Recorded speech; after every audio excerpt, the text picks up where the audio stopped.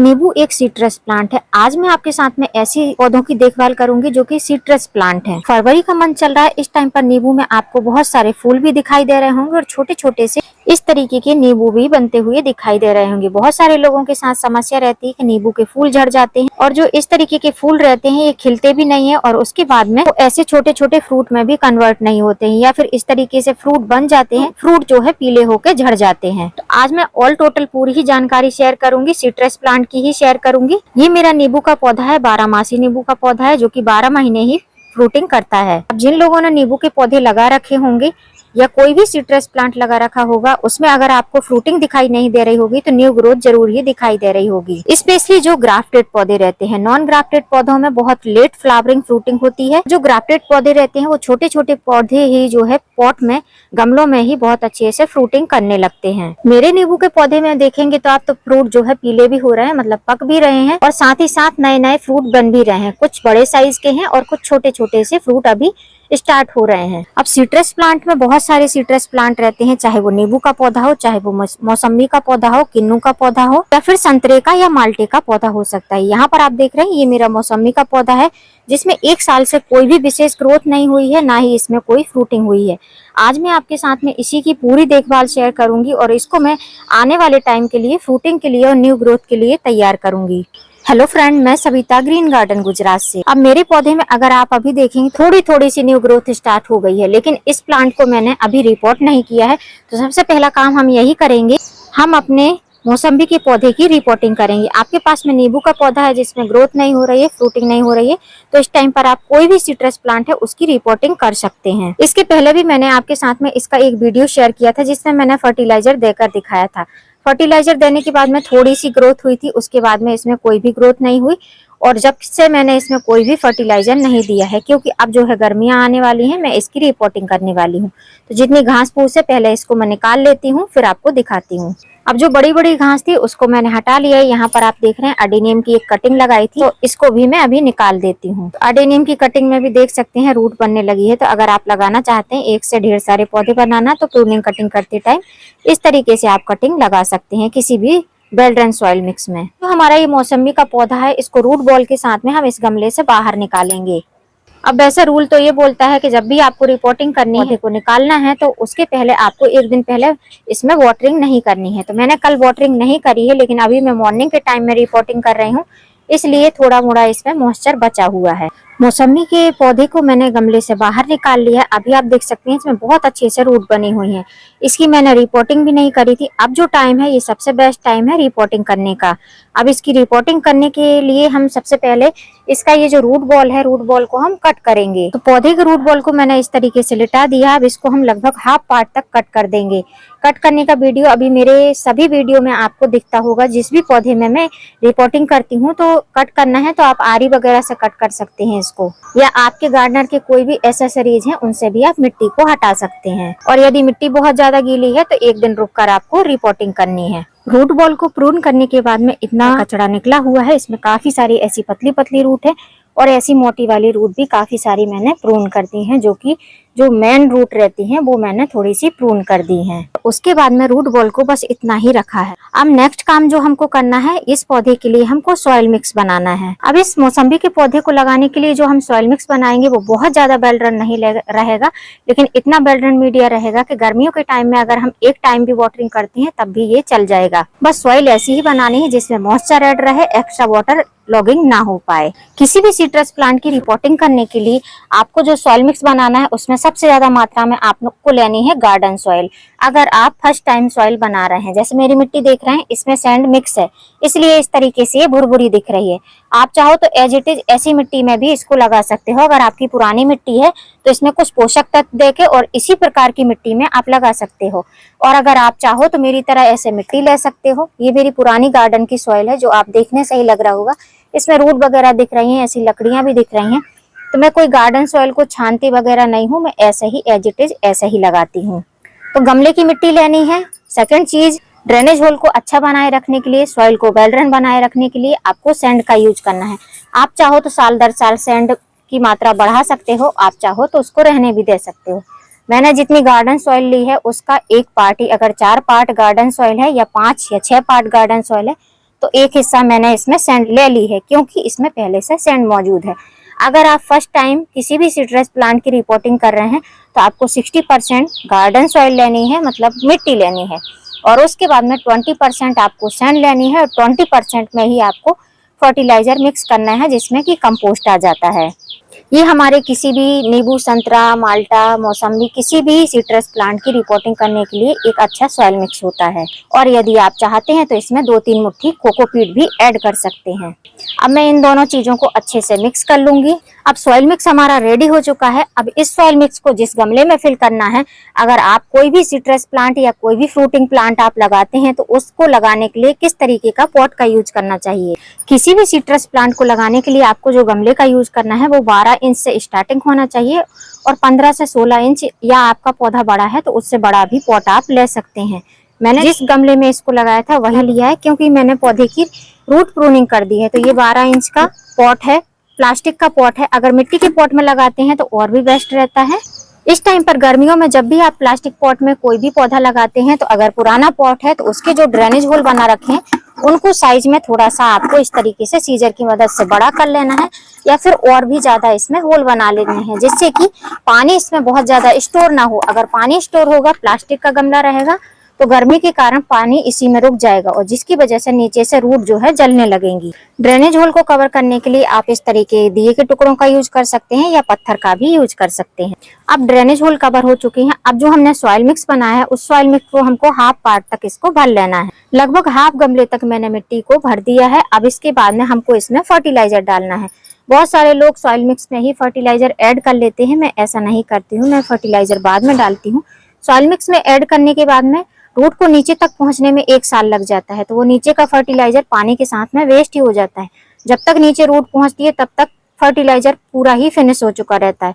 इसलिए मैं अब जो है इसमें हाफ पार्ट मिट्टी डालने के बाद में इसमें खाद डालूंगी। तो सबसे पहले मैं इसमें डालूंगी कंपोस्ट, जिसमें आप बर्मी कंपोस्ट ले सकते हैं या गोबर की खाद ले सकते हैं। मैंने अभी 1 बाउल ही गोबर की खाद ली है, तो 1 बाउल सड़ी हुई गोबर की खाद हमको इसमें डाल देना है, और इसको इस तरीके से फैला देना है। मिक्स नहीं करना है, बस ऐसे फैला देना है। उसके बाद में हाफ टेबल स्पून, ये मेरी स्पून काफी ज्यादा बड़ी है, तो आप खाने वाली जो हमारी घरेलू टेबल स्पून रहती है उस टेबल स्पून से हाफ टेबल स्पून आपको लेना है। ये वाले दाने, ये क्या है, प्रॉम फर्टिलाइजर, जिसको फॉस्फोरस रिच फर्टिलाइजर कहा जाता है। प्रॉम मतलब कि ऑर्गेनिक डीएपी। इसका आपको यूज करना है हाफ टेबल स्पून ही करना है, इससे ज्यादा नहीं करना है। अगर आपके पास में ऑर्गेनिक डीएपी नहीं है तो आप केमिकल डीएपी यूज कर सकते हैं।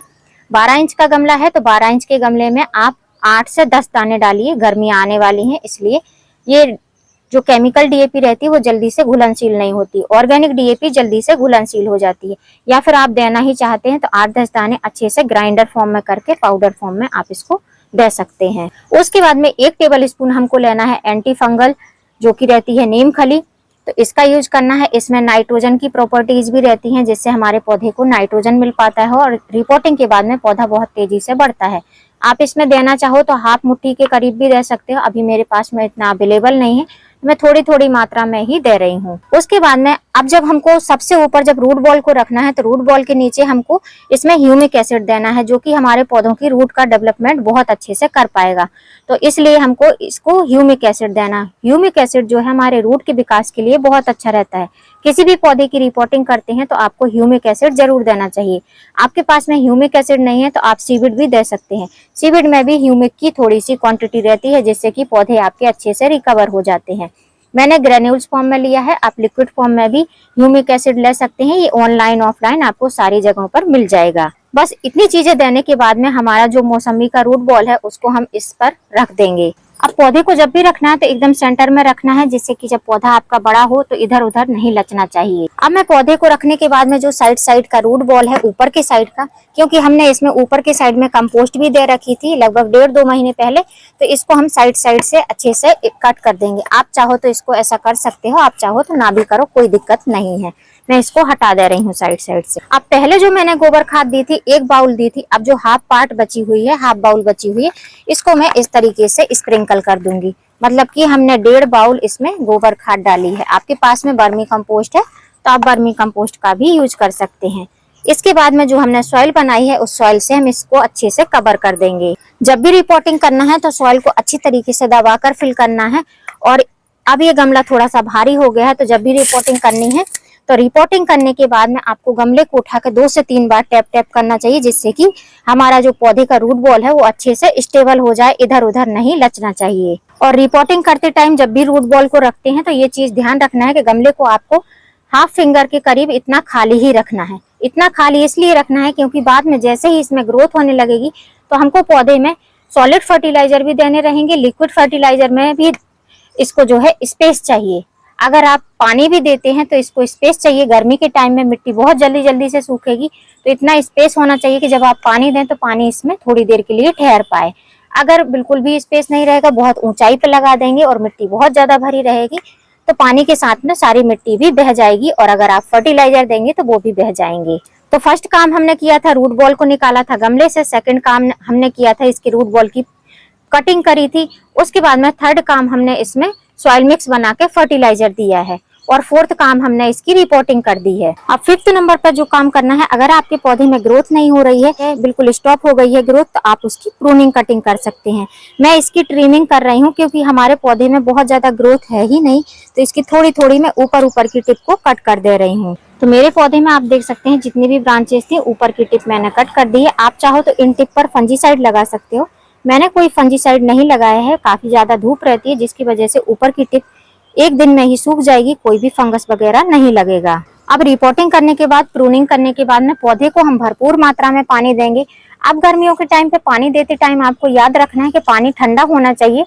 अगर धूप निकलती है, धूप निकलने के बाद में टैंक का पानी गर्म हो जाता है तो वो पानी नहीं देना है। रात को अगर किसी बकेट में भरा हुआ पानी है तो वो पानी आपको देना है जो कि थोड़ा ठंडा होना चाहिए। रूट बॉल को ओपन करके हमने इसकी रिपोर्टिंग करी है, तो अब इसको हम भरपूर मात्रा में पानी देंगे। पानी तब तक देंगे जब तक कि ड्रेनेज होल से पानी ना निकल जाए, लेकिन इतना पानी हमको एक बार में नहीं भर देना है कि ये जल्दी से पानी जो है मिट्टी सूखे ही ना, बस थोड़ा थोड़ा करके ही पानी देना है।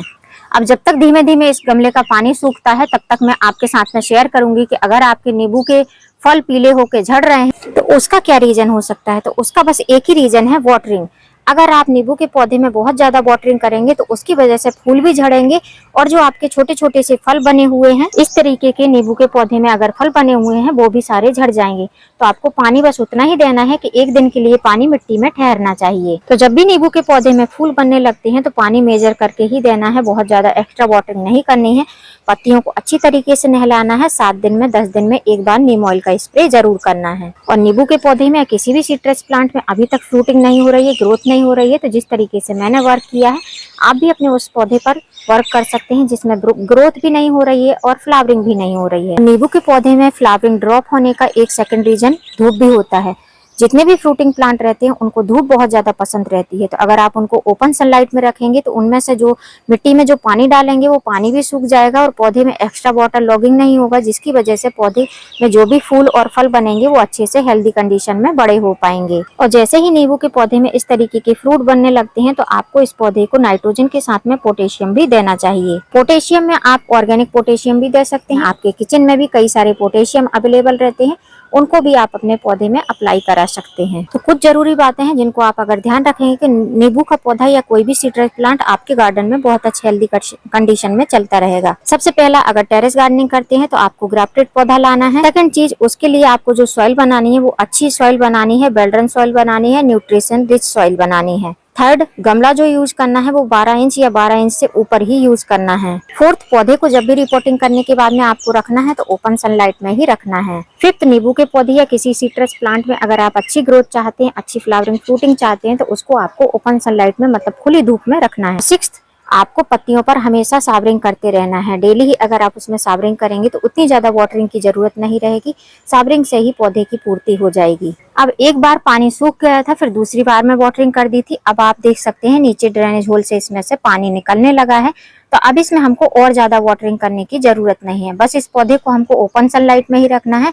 आप ये गलती बिल्कुल भी मत करना कि रूट बॉल को हमने डिस्टर्ब किया है और उसके बाद में रिपोर्टिंग करी है तो अब इस पौधे को हमको छाया में रखना है। ऐसी गलती बिल्कुल भी नहीं करना है, आपको इसको ओपन सनलाइट में ही रखना है। और पत्तियों पर डेली ही सावरिंग करनी है, और जो मिट्टी है उसमें जब मिट्टी सूख जाएगी तब उसमें वाटरिंग करनी है। उम्मीद करती हूँ फ्रेंड वीडियो हेल्पफुल रहा होगा। वीडियो यदि अच्छा लगा हो तो वीडियो को लाइक करना, चैनल पे नहीं हुआ तो चैनल को सब्सक्राइब करना बेल आइकन के साथ। फिर मिलूंगी किसी नई वीडियो में नए टॉपिक के साथ, तब तक के लिए हैप्पी गार्डनिंग।